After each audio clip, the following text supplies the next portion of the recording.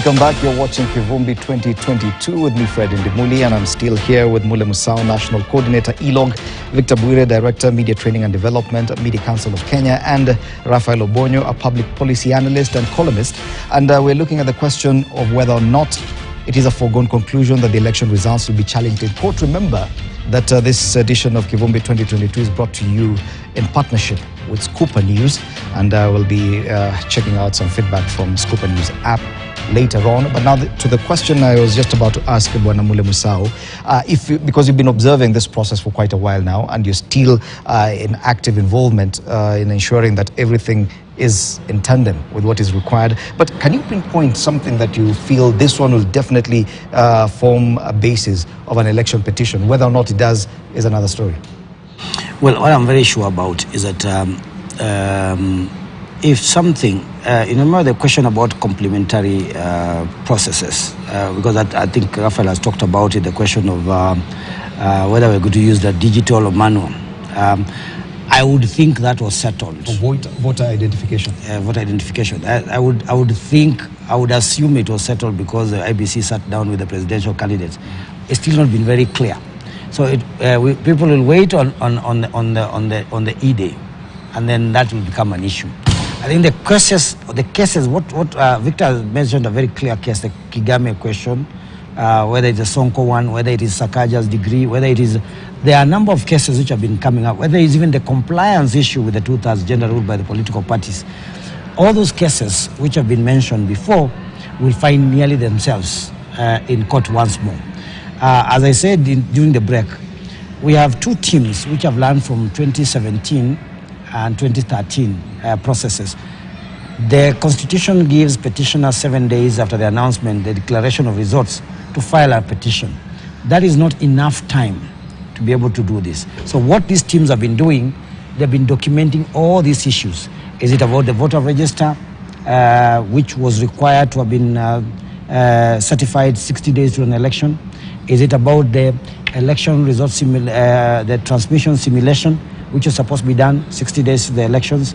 Is it about the provision of voter education, adequate voter education, which was supposed to be a continuous process through the election cycle? So they'll have gotten by now, in my view, enough evidence to be able to present for a petition process. So what we should be preparing ourselves, and you've heard the main candidates talk about this thing, is that and the other, of course, the politics around it is a close election.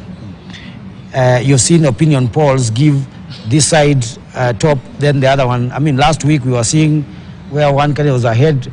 I think, is it today or yesterday? Things have changed again. Who is going to accept losing in such an environment? So everybody has farmed up their petition process, and they have picked up all those issues, either missteps or others. And those missteps are what translates to what Rafael is saying, the irregularities and the illegalities. A good question was asked by the Chief Justice about a month ago, which I found very interesting, that the Chief Justice would ask such a question about a month to the election. And he was asking Chebukati, have you done everything as per the script of 2017? Why would the Chief Justice be asking a question like that about 2017? She's looking at it also in terms of, am I supposed to start preparing myself again to start listening to this process? So I think we have every reason to suspect that, and all the other people who've done analysis, the political and economy analysis of this and build scenarios around this election, everybody sees that somebody is going to run to court. There are two issues. Either we're going to have a runoff, is a major possibility, and the second thing is the near sure thing that somebody is going to run to court. Because in all the processes since the party nominations, we have run to court. Whether it was about the degrees, it was about ethical issues. Every opportunity has been to run to court. And sometimes I wonder too, we spend so much time, resources, and litigation, as it were, which again is resources and time, on technology, yet everybody knows in Kenya we do a manual election. I've never understood it. I mean, there's too much around procurement, around court cases, yet you have a voter's card, you go to a polling station, you are identified, you mark a paper. a ballot, which will then be counted physically, even as we take photos of 34N, but they are carried manually to wherever. So what we do is purely a manual election. Yet we spend, even look at this, the trips to Greece, where all this is around, and we're told Kenya has one of the most expensive elections in the world. Yet a lot of the resources we spend is on technology that then we do a manual election. There's the issue of mistrust, and this appears to be central to this theme of election petitions, that we do not trust the IEBC, we do not trust the police service, we do not trust the government of Kenya, we do not trust the politicians, we do not trust even the voters themselves. we print our ballot papers outside the country, yet we print our currency within our borders. Do you think that it's more of a cultural issue, even this litigious nature of Kenyans, that you can actually go to court even 10 days before election trying to challenge the election? Yeah, actually someone, I think the last election there was this argument that no matter how strong the institutions are, if we do not deal with the mistrust amongst Kenyans, we will never have, you know, a seamless election. That even if we had the perfect IEBC. Yes. Someone even said that even if it was God who was presiding over a Kenyan election, there will still be issues. So I think we really need to work on trusting ourselves, trusting each other, but also trusting institutions. And knowing, I think part of it has also been the issue of winner takes it all, maybe, things like that. That someone who wins feels like they've taken everything, people who lose feel that they've lost everything. So I think we need to work on this, which is a cultural issue like you say. But just going back to potential challenges, I think for me there are a couple of them that I see. One, there's been a lot of flexibility because of the pressure around this election. I mean, whether the laws have been passed late or the disbursements have been made late. And so IBC seems to be engaging in a lot of flexibility, which might not necessarily be in line with the Constitution. So someone will just identify a loophole and will run with it. I also talked about technology. We are deploying technology, but we are not sure of the technology. And like Victor said, this technology might fail, we go back to manual. And therein lies legal issues. And lastly is just the fact that we amend these electoral laws really, really late. We do not give them time to mature so that when we implement them, we really have a good understanding of what they mean, their interpretations, and their effect. So in the process of implementing these laws that are not mature, chances are we are going to have sort of missteps. And therein lies, again, loopholes that people can dash to court. Yes. Yeah. Going back to the issue of the media, because I've seen a lot of extrapolation of what could happen, because everyone is so sure that the August 9th date is just a formality so that you can go to court for the substantive process of election, as it were. Now, is the media wrong in looking at these different scenarios? Even I saw one showing the possibility that we could have the transition as late as April next year. I mean, I think there are all possibilities, and I think that's the work of the media.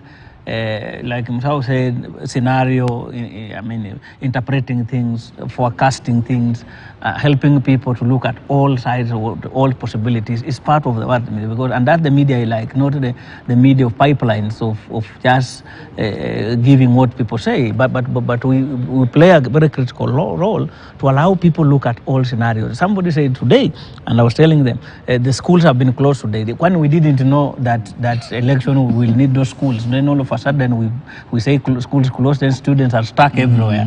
But away from that, we say we will open on 11th. Now the election is on 9th, which we don't know how long it takes. So we have already said schools are opening on 11th. What happens if the counting goes past 11th? Then, you know, we are always in knick-jack, you know. But to me, that's part of what the media should do, and part of this discussion about allowing things, preparing people that this could happen, this could not happen, this would happen, for the obvious reason that this has not been taken care of. Okay. Because that then, that's the interpretative role of the media, that media helps people interpret, look at things, forecast things, and nothing gets people unprepared. Because the same people who are saying media is doing bad by forecasting are the same people who tell us how media is only reporting what has been said, he said, she said.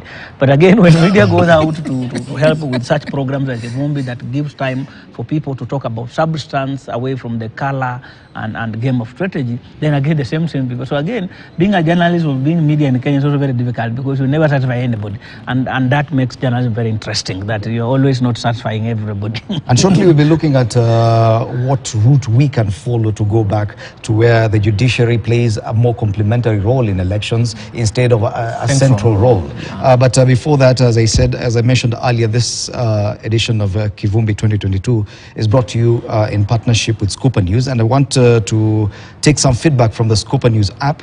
And on the poll there, they're asking, are you satisfied with the preparedness of IEBC towards the August 9th election? Some of the views here: I believe there is no state interference. IEBC is ready to conduct a free, fair and democratic election. That's by Paolo. Stewie Griffin says, clearly they are not ready. Should we even talk about the Venezuelans, he asks. Joshua Omaku says, I support IEBC because they ought to be an independent institution. Those against it are just those who wish to deny the results.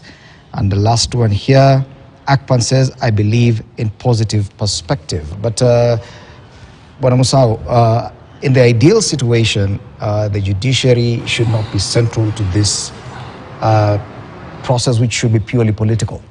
Like if you run in a marathon race, it's purely who finishes, who crosses the line first, who cuts the tape first, that is declared winner without contestation. Is there a route that we as a Kenyan society can follow to go back to that kind of situation, the ideal situation, where the IEBC can actually conduct a free, fair, credible and complete election without necessarily us going to court, only going there as a complementary role? Even from a family point of view, when there are too many disputes, when you have very many disputes in running the affairs of your family, either the couple is always fighting with each other, the person who becomes a central player becomes the people who are betrayed. Those disputes, they have a say nearly on everything, and they could even end up having a say in terms of even how resources will be distributed, because you invited them. It is the lack of a settlement within that family that creates the appetite for another person to come in. It's nearly the same thing when it comes to the judiciary and the elections in the country. We set out ourselves, third world countries, and I try to making this difference. The third world countries most of them decide to have independent commission, not one which is embedded within government. Because if you look at the Western democracies, most of them, commissions are embedded in ministries. And the only reason that there is a major difference, one of the big reasons why there's a major difference between that model and our model is trust. We never have trusted our governments. We never trusted Siri Kali because of the secrecy of the government. And as a result of that, we opted to have another setup which is independent of the government and which works for the people. So that's the premising of an independent commission is to ensure there is more trust.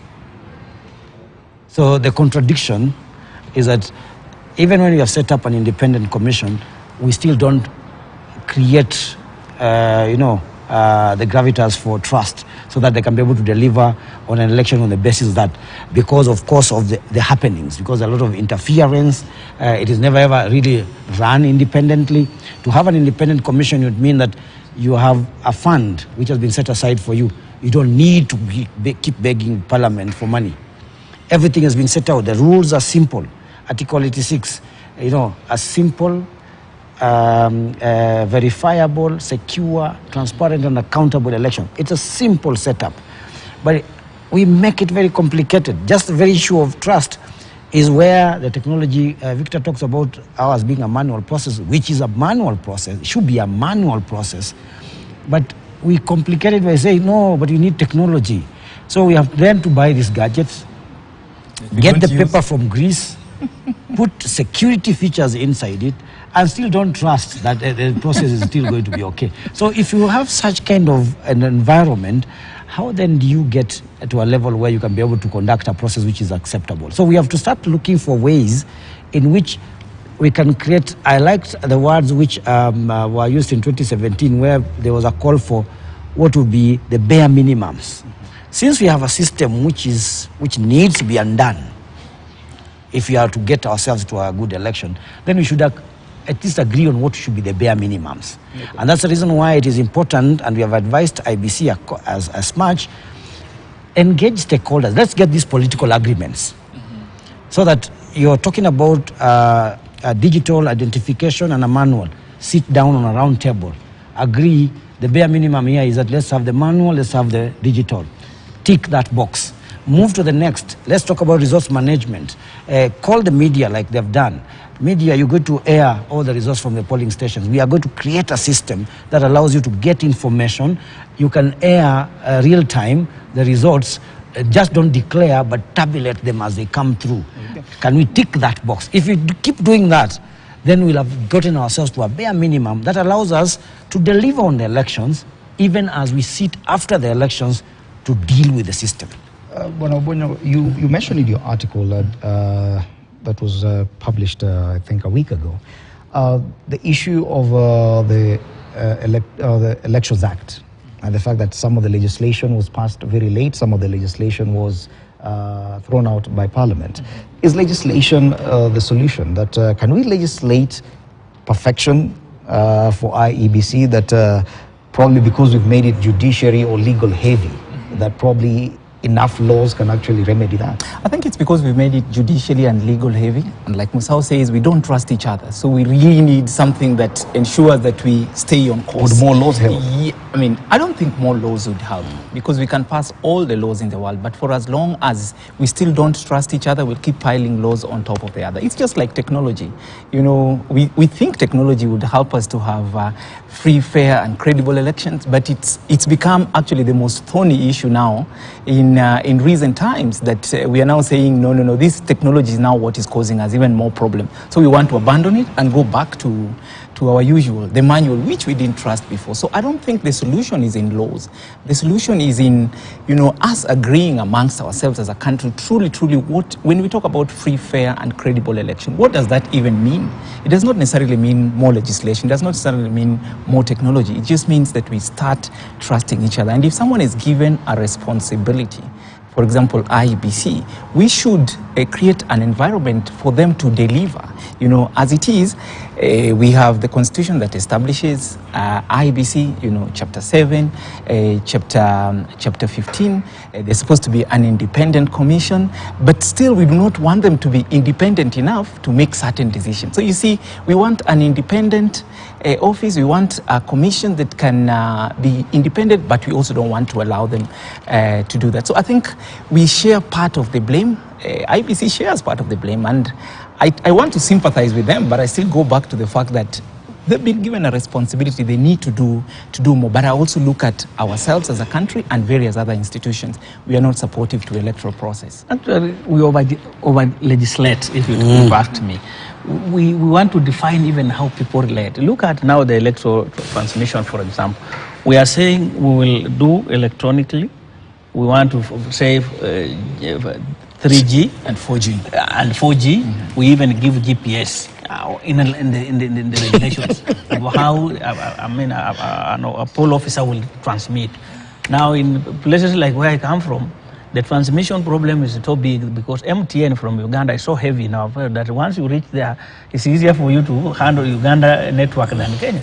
So when the returning officer will be looking for network, he will have moved from the GPS that was prescribed in the rules and regulations, and that's a basis. Somebody will say that was an extra polling station because it was not in there. So we already have created a big problem. So I think, like Raf said, more laws, and especially very late in the day, are not helping anybody. They are even causing more jittery and more suspicion around elections. Is there any route you see that we can go back to a situation where the judiciary does not have to be what we are waiting for? Actually, Tom, if you checked well, I look at, for example, Kenya has the longest code of ethics for the practice of journalism with 25 articles. We want to even make them 29. Yet globally, codes of journalism, just 9 or 6 basic, professional things. But every time you tell somebody so everything must be written. So, and sometimes some of them are quite repetitions. I think we have one of the biggest, constitutions because everything we must write. But even as writing them, we never follow them. So sometimes we just need to relook at our trust levels among ourselves, but it also speaks to the leaders we have. Why is it, even like now I was asking somebody, there are gubernatorial elections, MCA elections, senatorial, but the way we see our even media coverage, you will think the only election we have in Kenya today is presidential. Exactly. I mean, there's nobody. Yet we have 47 governments. What kind of leaders are we getting at the county levels? Why is it that for you, your tribe must be the president becomes life and death? Why are people not satisfied that Tom or Musau or Ralph can be the president and Victor, who is a Kenyan, is comfortable? So we must also start looking at resource allocation, leadership, and what, because that's what is making the presidency to be a life and death thing. That people don't even care about the budgets that are given to county government, huge amounts, but nobody's look at people like Kivuta are coming from governor to senator. Nobody's even asking the issue of term limits. You know, some of them are going for MPs from a governor, and nobody seems to be, because our interest is all in the presidency, because we still think, and you see they are even making it worse, because now a lot of projects are being launched this week to show that if you are the president, you still have this power. So that even makes now people, everybody wants to, a person from their tribe to be the president. Yeah, indeed, I was just going to add one thing. Yes, I mean, in terms of, and I think Musau talked about maybe it. 20 seconds. Yes, stakeholders approach. I think we really need to see election as something that requires all of us. Yes, IBC takes the bigger part of the blame, but it also needs to see ways of working with other stakeholders, civil society, political parties, and others, so that we come up with solutions that are agreeable to all of us. Okay. Thank you so much, gentlemen. It appears it is a foregone conclusion that the election results will definitely be challenged in courts. The main candidates are already preparing the lawyers for that. So, gentlemen, you can only say tukutane kotini. Exactly. Thank you, Bwana Mule Musau, National Coordinator, Election Observer Group, ELOG, Victor Bwire, Director, Media Training and Development, Media Council of Kenya, and Raphael Obonyo, Public Policy Analyst, also a columnist, helping us understand the kind of legal pitfalls ahead of IEBC and what we expect going forward. Remember, this edition of Kivumbi is brought to you in partnership with Scooper News. My name is Freddy Ndimuli. My colleague Ken Mijungu will be coming up with the news later on. Good night.